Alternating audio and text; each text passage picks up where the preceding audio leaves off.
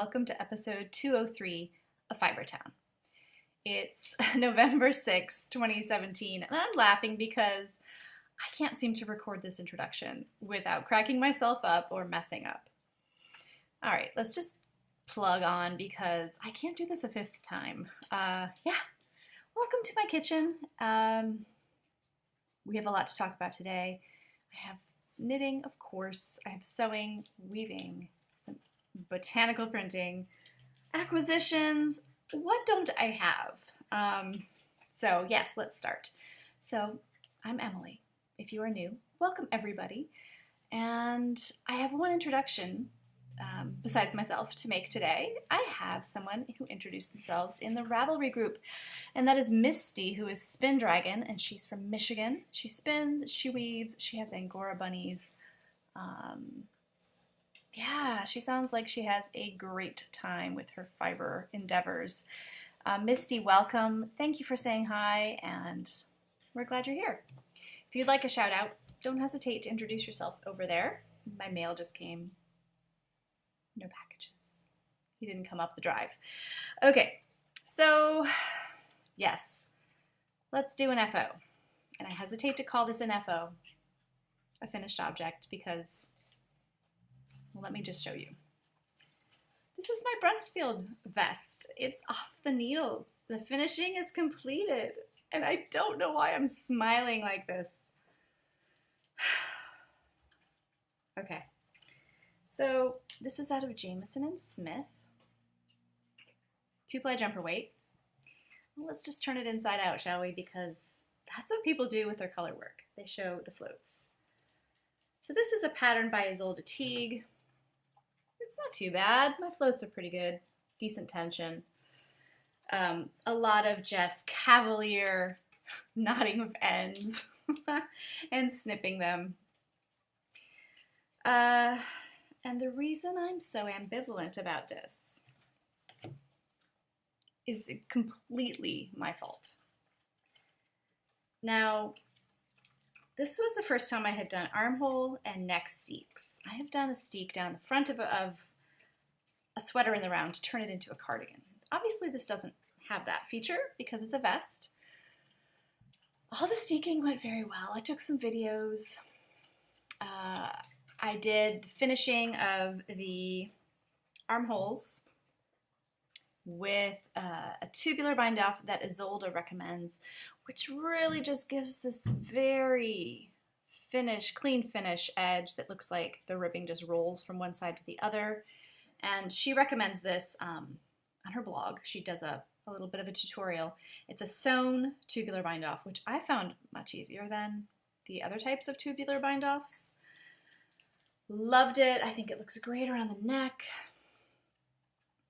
So the thing about armhole steeks and neck steeks is that even when you cut the thing open, but especially when it's all still a tube, it's just a hot mess of yarn ends and weird geometrical configurations. And through all of this, I didn't realize that there was a problem. There was a big problem. And I didn't realize it until I put this stupid thing on. And I say stupid, it's not stupid, but I'm a little bit angry. So the shoulder width is enormous. It's maybe 1.5 inches too wide. I think I misinterpreted some decrease instructions. This should be 3.5 inches across. It's not. So it hangs off my shoulders and I look like a dolt. Oh, I don't know what to do. I have some ideas about what to do. They're probably not the right thing. I have some ideas about basting this by hand and then seeing if it looks okay and then machine stitching it and cutting. Now I could just pick up closer in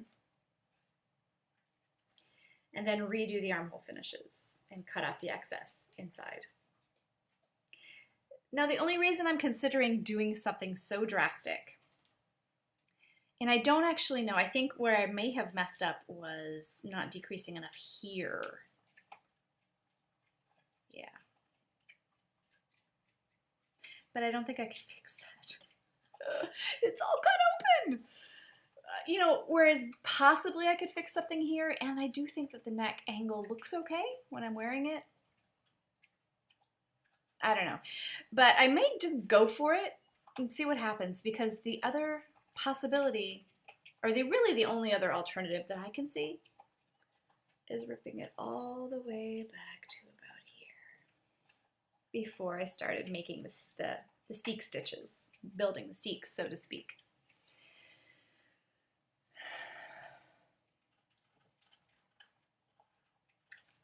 I don't know.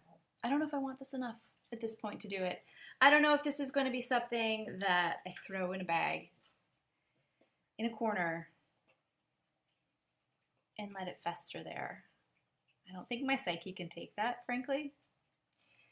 Maybe I'll just put it on my dressmaker's dummy so she can wear that. Maybe my dummy Pam. Pam is her name. Can wear it. It may just be a learning experience for me. I don't know if I can handle, at least right now, starting over. And it wouldn't be a complete starting over. I know, but it's hard right now. That said, I have so many sweaters I want to knit right now. I'm just immersed in sweater ideas in my head. And I did cast one on, so let me show you that. I cast on the Starfall by Jen Steingass, who is Knit Love Wool. She has a coupon going on. I think it's 20% off if you go to any of her pattern pages. I think it's there. I don't know how long it'll go, but check it out. I might buy more. I have my first sleeve, and she has most of her sweaters that I can tell are colorwork yokes. So she has you knit the sleeves first. As I said, this is the Starfall. She has you knit the sleeves and then the body, bottom up, and join the sleeves and then knit the yoke, etc., etc. I'm using my gorgeous Blacker Gotland DK. And then this is from my favorite LYS, Looped Yarnworks, DC, and DuPont Circle. And this is their bespoke yarn that they have milled. I need to get more information about it, but it's Romney, and I believe it's from the Mid-Atlantic region. And this is the colorway Rocco and Ollie, those are the dogs of one of the owners. Yeah. So I have the first sleeve done. Now my row gauge is really big. So I have wet blocked this, it's still damp. I need to put it back on my arm and see how I feel about this. I think I could go down a needle size just in terms of the row gauge. I have a stitch gauge though, because yeah, this is all the way up on my shoulder, where it's, in real life it's gonna be down here. But I might like a sleeve coming down over my hand. I'll probably keep it as is because I do have stitch gauge, but I am a little worried about when I come to the yoke, about that working out. Maybe I'll go down a needle size for the yoke, just because if that's all too high or too much fabric there, that might be weird. I think I'm knitting a bigger size than usual too, because I'd like to have extra ease in this. But I love the Romney and the Gotlands together. They're just special yarns. And there's a third color going into this. And that's this chocolate. So lovely colors. Really, really excited. I haven't knit with 3 colors in a row for a very long time, but you do that in this sweater. So a bit of a departure from the typical Fair Isle style color work that I usually do. So that's the Starfall. I swatched my brushwork yarn. Do I have that? Yes. Brushwork. Oh my goodness. Washing transforms these swatches. So I did a little note. This was US 7. I got 18 stitches per inch. It just transforms it. This is Blacker's birthday yarn. And then this was US 6. I got 19 and a half stitches per 4 inches. I think I like the fabric better on the 7s. And I don't know what to make with this. You know, 18, I've done searches on Ravelry for 18 stitches per 4 inches gauge. I don't know what I want to make, but I want to cast this on. And I want to cast on a Birkin out of my tuku wool. And I want to cast on another hand spun sweater. I'm a mess of sweater ideas in my brain and I can't really focus. But I have cast on the Starfall, so I guess I'm doing that first. I feel like that'll be a faster knit after knitting color work with fingering weight yarn, and I kind of deserve that right now. And then I'll have it most of the winter when it's the coldest and it's a DK weight, so I will benefit from wearing a heavier weight sweater sooner. Other works in progress. I turned the heel on my car socks, so that's exciting. I'm doing the gusset right now. So those might be done by the end of the year. And I don't recall when I cast those on, but probably almost a year ago. So now I do have my second sock out of my Wandering Wool green tweed, which I've done half in Hermione's Everyday Sock. Is that what the pattern's called? I think so. Hermione's Everyday something. And then I'm doing the foot just in stockinette. So I've also just completed the gusset on this one. So once the gusset is done, I just zoom towards the toe. Goes pretty fast. US 1.5 Knit Pro Zings. These are my DPNs of choice. So yeah, this is Wandering Wool's Skiddaw sock. I think I got this at a festival last year. Excellent. Pea puree. Excuse me. Well, that's it for works in progress. Let me show you my weaving. It is still damp as well.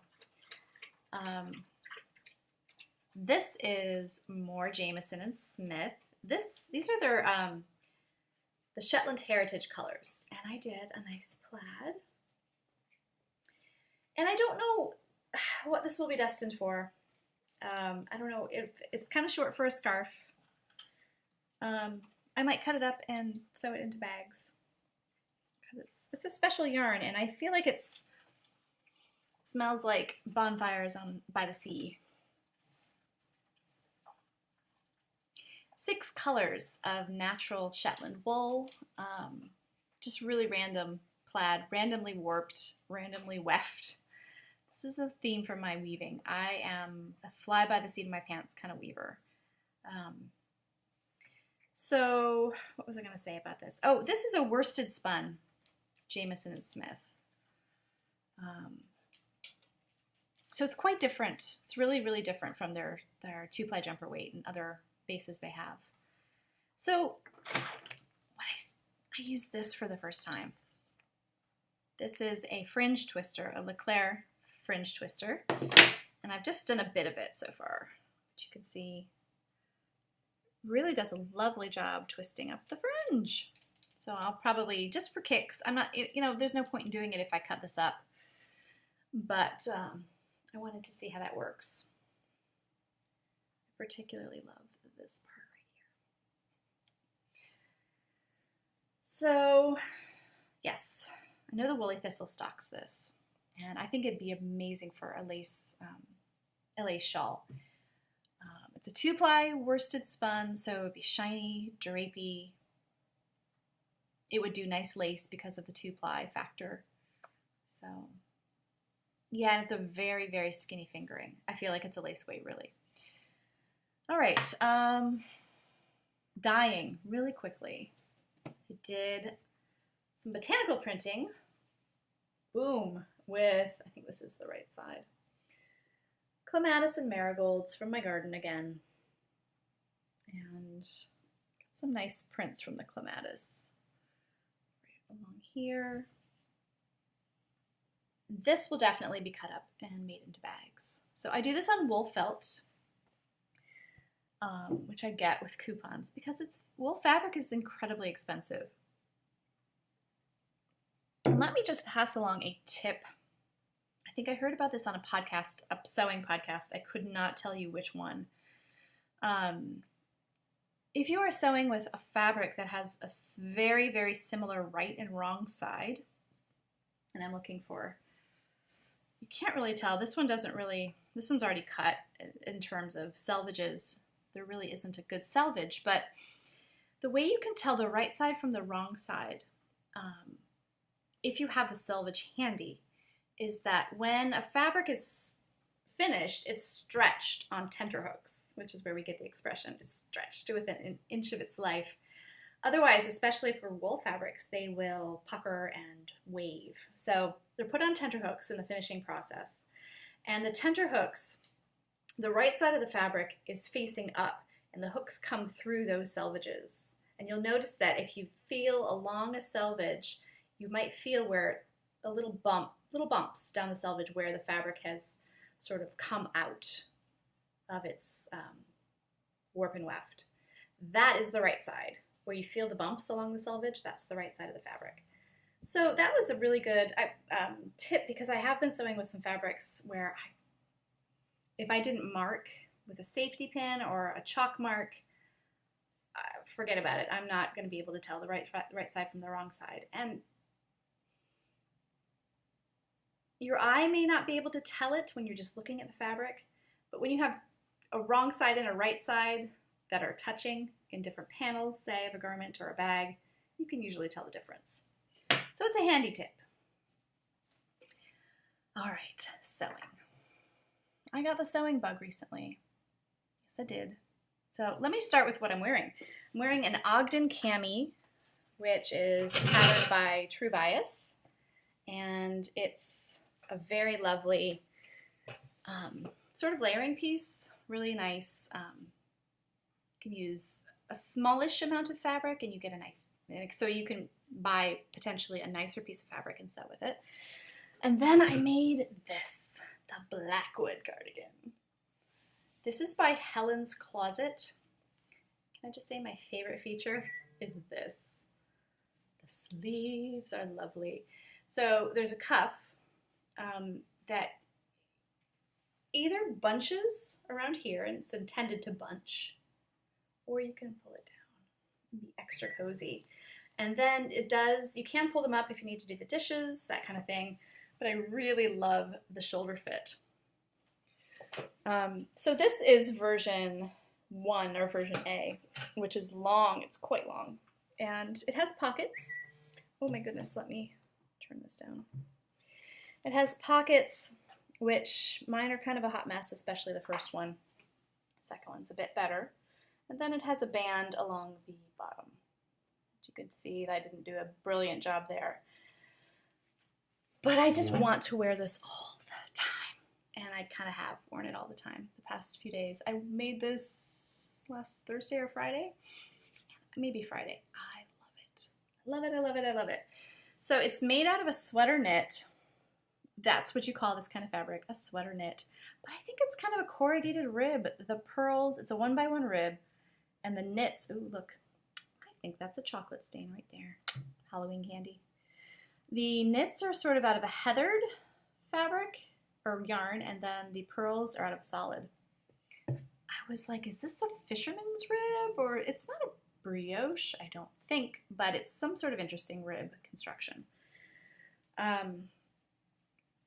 It's got a great fit for me, and I will be making more, probably a shorter version, which is in the pattern as well. It does have 2 versions. So this is a PDF download, which I really hate putting them together. It's great because you can sort of have instant gratification, and sometimes you don't even have the option. Pattern designers do not offer printed patterns. So I came across a company called PDF Plotting. I think I saw this on Instagram. I started following a lot of sewists, and So yeah, I went on PDF Plotting, which turns out to be a company that's not too far from me. And basically, you can upload PDFs that you buy from designers, send them to this company, tell them what kind of format you want, and the printing itself is not expensive. Like $1.50 a page, and I'm thinking they're large format, right? So instead of printing your own paper or your own pattern pieces and then cutting them out along lines and then taping everything together and then having to store that kind of mess of taped together, badly cut, hot mess, you get this, which this is a Sew Over It. This is the Cocoa jacket. This is one of the patterns I bought. Yeah. So you can just trace your pattern off from this, and it's all to scale. Everything looks great. That's what I did with this. The drawback to PDF plotting is that there's a minimum. I think there's an $8 minimum, which doesn't sound like a lot. It's a $7 or $8 minimum, but it turned out to be 4 PDF patterns for me, which just sort of was good timing because I had recently purchased 3 patterns. I had to buy a 4th to make this work.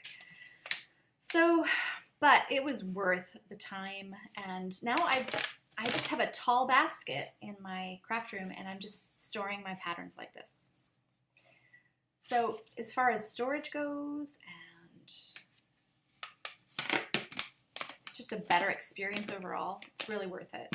So for basically 4 PDF patterns, I paid a little over $15 to print and ship. So it was like buying almost a 5th pattern. But if you don't have the possibility, if the designer doesn't publish paper patterns, this is a really good option. I will use it again. It'd be a great thing to go in with friends.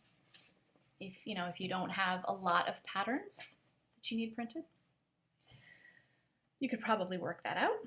So I recommend it. I'm very happy. I have the Lander pant, which I'm very excited. I am going to do a muslin of that because, yeah, pants are a little different and frightening. But I got this with some birthday money. I got this beautiful chocolate brown twill. This will be my non-muslin Lander pant. And what I'm going to do is make the short version because there are shorts as well. So for my muslin, that will take a lot less fabric, obviously, and I don't know what dust that is. Anyway, this is a nice heavy twill, and it's got a button fly, no like lapped zipper or that kind of thing. So that is on my list. I will not be doing that anytime soon. Maybe in 2 weeks, maybe over Thanksgiving. Might be a nice thing. Then the other thing I have planned is this. Sew House 7. This is the toaster sweater. And this is a paper pattern. This weekend I was lucky enough to go to Stitch Sew Shop in Old Town Alexandria. I got this bamboo cotton burnt pumpkin. I love this color. It's not quite this color in real life. It's much more of a pumpkin, subdued pumpkin color in real life. So I'm going to sew this version, because this is for much drapier fabrics, and this is for stiffer fabrics like a fleece or a ponte or even scuba, boiled wool. So I want to make this someday, but I don't have the right fabric yet. So I've been reading through the instructions, and there's some kind of moments. But I think I can work it. Now, those are some of my acquisitions I'm already showing you. I do have a few more fabric things, but I'll show you those in acquisitions proper. What else did I want to tell you about for sewing? I think that's it. More Blackwoods are happening. Love this, love this, love this. I don't think it's a super beginner pattern. I feel like there are a couple things that, had I tried that a year ago, I would have been scratching my head at a couple things. But I was able to make it work without using a sew-along. There might be a sew-along. But I usually have to use or refer to sew-alongs. And I didn't, but she doesn't hold your hand. Let me just put it that way. What do I want to show you next? Oh, I have an Ask Fibertown question. While I'm pulling it up, let me just ask you all, are you enjoying the fall weather? Holy cow, it's gorgeous here.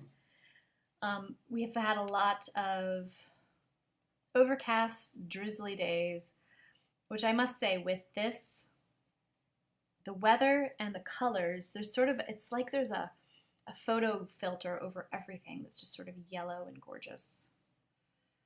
Okay. Let me turn this down. This was, I do have an Ask Fibertown section on the Ravelry group, but this came through YouTube. And yes, okay. It was one of the nicest comments I've seen in a long time, and I have some amazing viewers who leave wonderful comments. This was from Elle Gorman, and let's see what she says. It's about weaving, which you can see. I'm holding up something weaving related. Would you share more about your scrappy weaving? Do you do any warp and weft calculations or just wing it? Do you grab every weight and color and throw it all in, or do you do some color planning? Are you using magic knots to connect everything, or are you weaving in lots of ends? Okay, I know I've talked about this before, but I think I've been kind of disjointed and maybe a little bit sparse about my information. And I don't intend to be, it's just me talking off the top of my head, and that just happens. So I've done a couple of scrappy weavings, and this is where I start.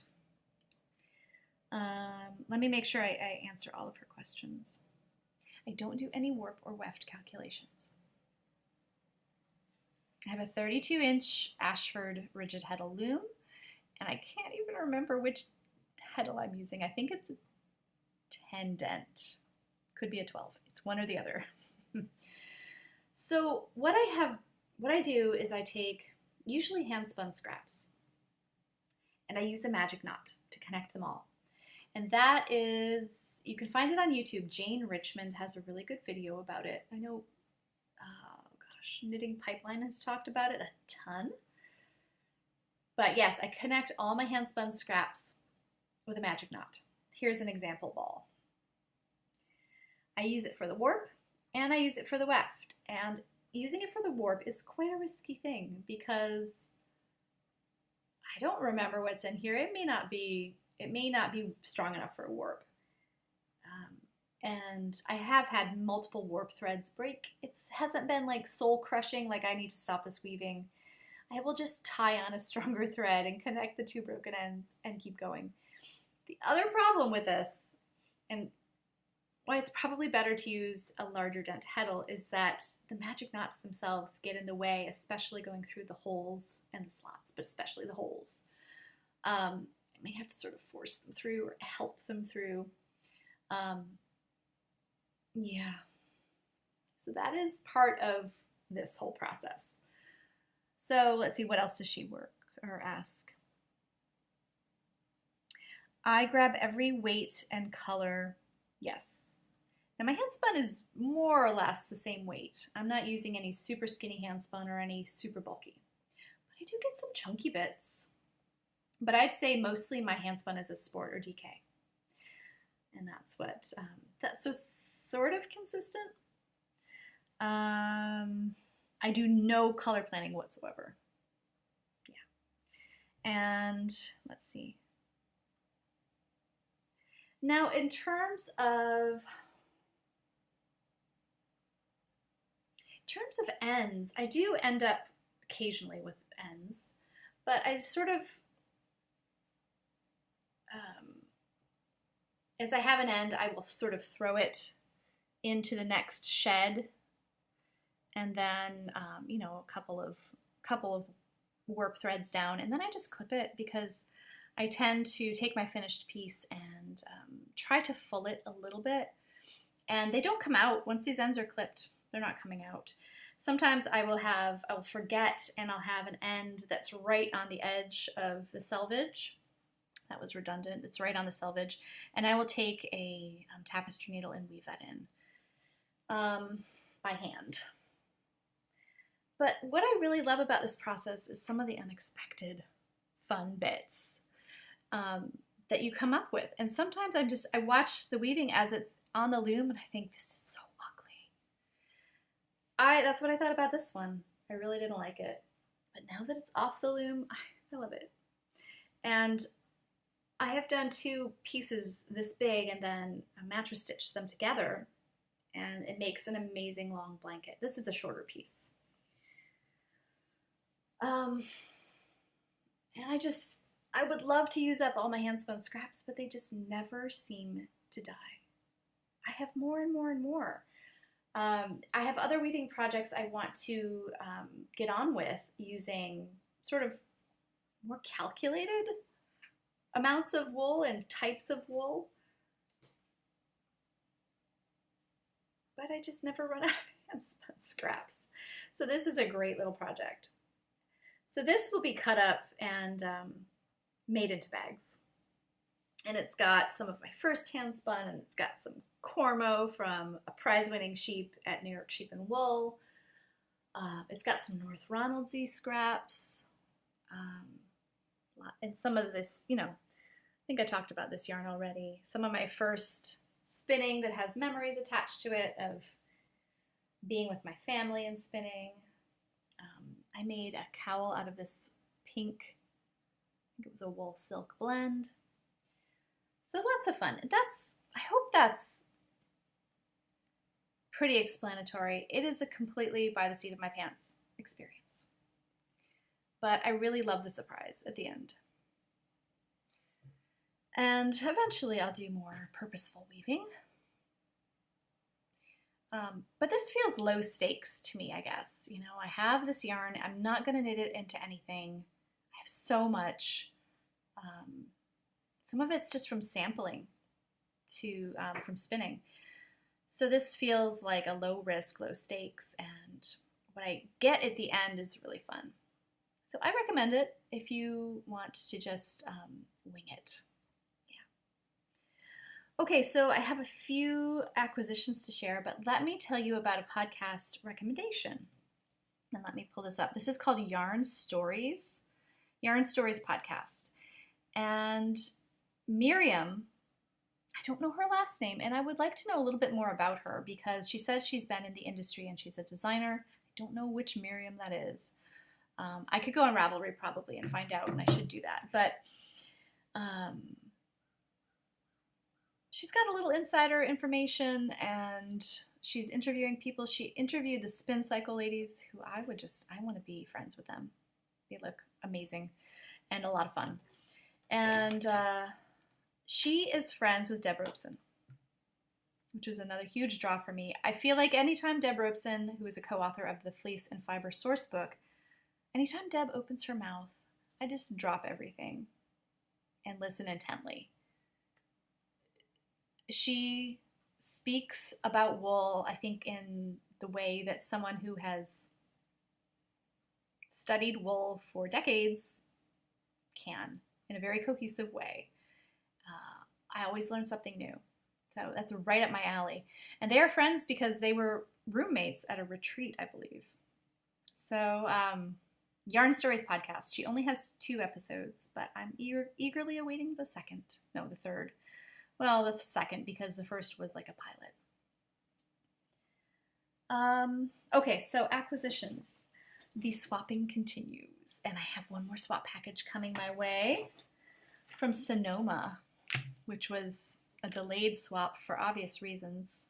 There have been fires in Sonoma, and a lot of the goodies, well, that package hasn't arrived yet, but this one, I just want to share a couple goodies from it. This was from someone who went to New York Sheep and Wool.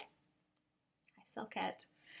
And oh my, look what she brought me. She must have gone to Needles Up. She brought me one of these Sucre miniatures. I think this is a sheepy donut.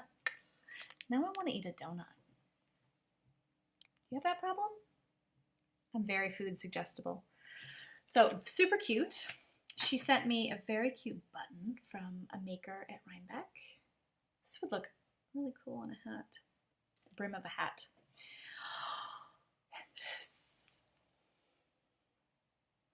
Fox Hill Farm Romney. Oh, squish, squish. Can you see the squish factor? I think this is a New York farm. No, Massachusetts. Oh my goodness. It's a 2-ply Romney. It's really beautiful. And I'm kind of into Romney these days, apparently. 240 yards. This is going to be maybe a woolly worm head hat along with another color. Just stroking my wool. Okay, that didn't sound very good. I'm sniffing.